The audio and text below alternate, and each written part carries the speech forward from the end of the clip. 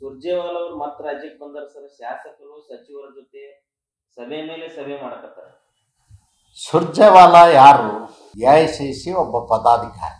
AICC ಪದಾಧಿಕಾರಿಗೆ ಸಂವಿಧಾನಾತ್ಮಕವಾಗಿ ಶಾಸಕರ ಸಭೆ ನಡೆಸ್ತಕ್ಕಂಥದ್ದು, ರಾಜ್ಯದ ಮಂತ್ರಿಮಂಡಲ ಸಭೆ ನಡೆಸಿ ರಿವ್ಯೂ ಮಾಡತಕ್ಕಂಥ ಅಧಿಕಾರ ಇಲ್ಲ. ಅದು ಸಂವಿಧಾನಾತ್ಮಕವಾಗಿ ಮಂತ್ರಿಮಂಡಲದ ಸಭೆ ನಡೆಸ್ತಕ್ಕಂಥದ್ದು, ಎಲ್ಲ ಇಲಾಖೆಗಳ ಮಂತ್ರಿಗಳ ಕಾರ್ಯವೈಖರಿನ ರಿವ್ಯೂ ಮಾಡತಕ್ಕಂಥ ಅಧಿಕಾರ ಕೇವಲ ಮುಖ್ಯಮಂತ್ರಿಗೆ ಮಾತ್ರ ಇದೆ.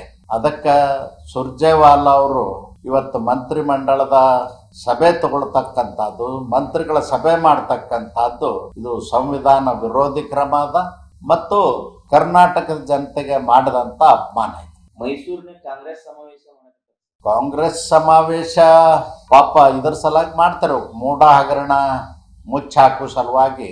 ಇದೊಂದು ಕುತಂತ್ರ ಅಂತ ನಾನು ತಿಳ್ಕೊಂಡೆ.